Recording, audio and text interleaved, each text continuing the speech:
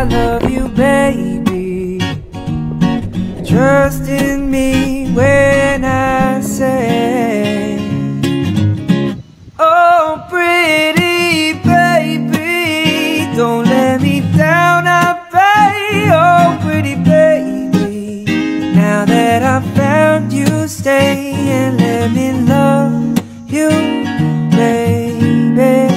Let me love you. I need you, baby, and if it's quite alright, I need you, baby, to warm the lonely nights. I love you, baby.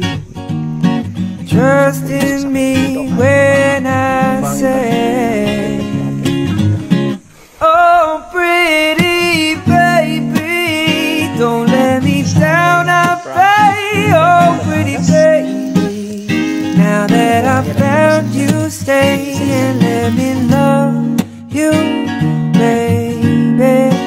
Let me love you. Hello mga farmlat, ayan, kasalukuyan po sila naglilinis and hinihintay po natin yung buyer.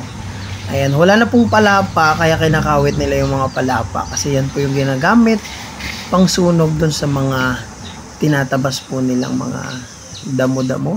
Ayan, ito na nga mga farmlat, dumating na yung ating hinihintay na unang buyer sa ngayon. Friday po ngayon mga farmlat. O, pinakita ko po sa kanila yung lot 1 doon, yung tapat ng sasakyan. Yung lot 3 po,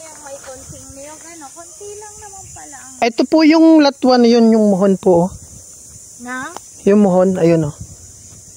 Yung may nakatusok na kahoy. Lot 1 pa rin. Ay, lot 3. Lot 3, sorry. So, sakop niya tong mga nyug dito. Pati mangga. Tsaka yan, maganda dito, malilom. Tapos ito ang likod niya.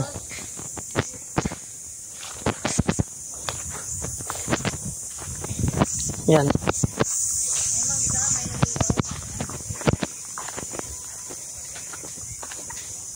So may malaking puno ng talisay. Kaya mas presko dito sa lot 3. Ay in case na ipapaputol yung mga ganyan, yung nakabili na ang nagpapaputol. Opo, nakabili na. Kung magtatayo ng structure ma'am, dito. Oo. Parang magtatayo siyempre ng bahay. Opo, kung bahay dito sa area na to. Eto sayang. Okay. Ganda yun, malilom siya eh.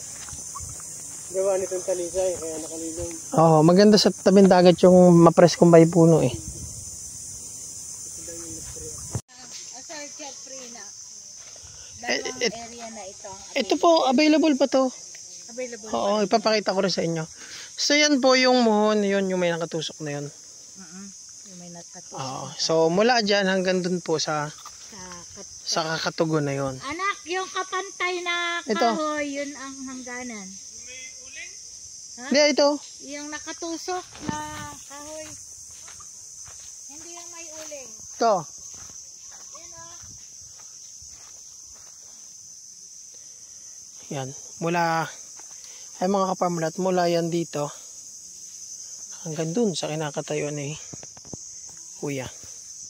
28 meters po yan. Yan, sakop tong mga puno na to.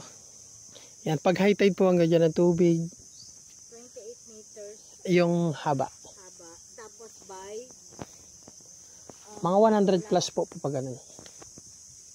So, ang sakop po niyang mga nyog yan. Isang linya na to. Ilan ang niyog ay? Isa, dalawa, tatlo. Sabagay, magagamit din naman siya. Lot 3 po ito ha. Oo. Yan, papunta po kami dito sa lot 1. Ito po yung likod ng lot 1. Ito yung dating palayan. So, naging pasture land na.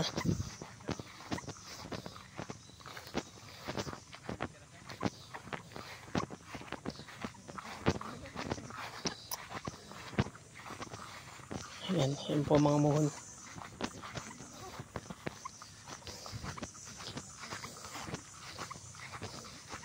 Ito. Ito po, mohon.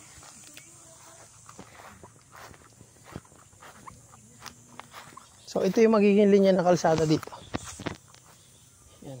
So, kalsada, property, dagat. Yan.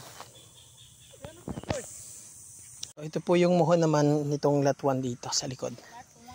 Yan, papunta dun. So, ito yung sakop ng lot 1. So, ito yung magiging kalsada palabas.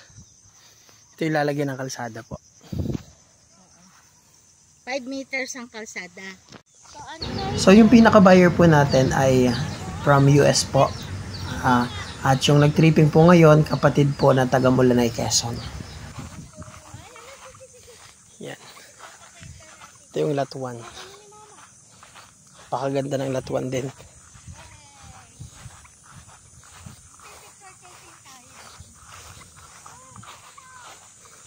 Ito yung sakop na Nyugan. Itong lot 1. At ayun na nga mga farm lot, may dala po silang pagkain. Kaya ayun, inaya ko sila dito sa may tabing dagat. And dito na rin po sila kumain mga farm lot. So ayan, low tide po ngayon. Ayan mga farm lot, kausap na po ng buyer natin yung representative niyo pong kapatid na taga US. At nakaka-proud mga ka-farm lot yung buyer natin dito. Filipino po, nakabase sa US. Ano po siya? Scientist. Nakakatuwa naman. So ang galing po mga ka-farm lot. And yun nga, dumating na rin sila Ma'am Cora, sila Sir Joseph. At yun, mag-uusap na po kasi may dala na pong pang earnest money. Hindi po earnest money. Reservation para dun sa lot 1. Ayan, on the spot reservation po para dun sa recommended natin na lot 1 para sa ating buyer mga ka-farm lot. And ayun, papunta tayo dito sa mga available pa. So ito mga ka-farm lot, lot 3 to. Yan. Available pa yan mga ka-farm lot. Lot 3. Mamaya, yan ang ipapakita natin sa buyer natin parating. So dalawa po kasi yung dumating today, ngayong Friday. Yan, so sila, then yung kausap natin nasa Gumaka pa. So mamaya ito yung papakita ko sa kanila. So ito po yung lot 4. Sog, kain na muna. Kumain na ako ay. Pinakain ako dun.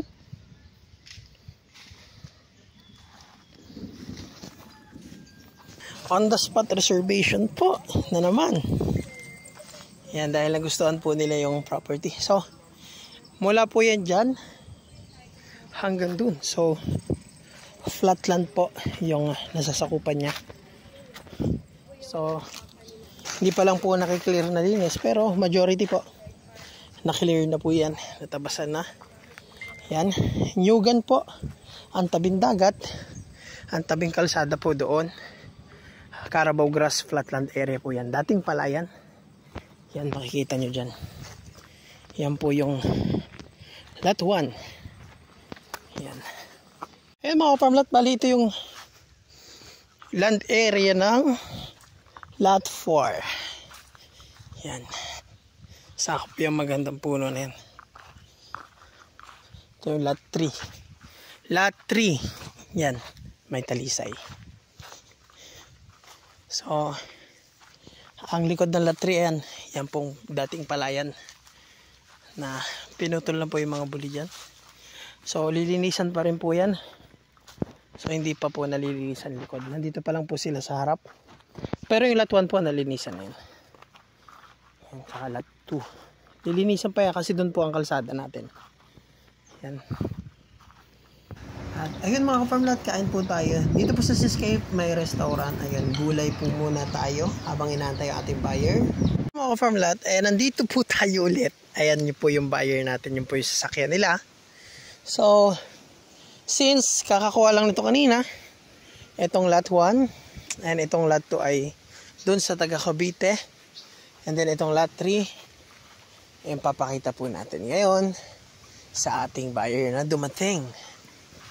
So which is isa rin to sa magandang slot dahil mapuno.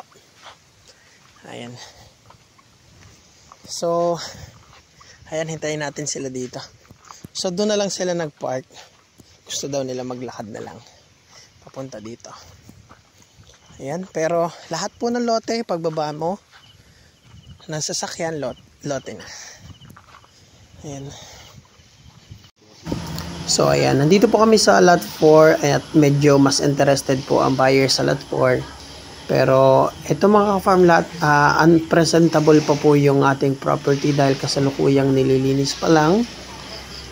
Pero ayan, makikita nyo naman. So, hindi pa tapos linisan.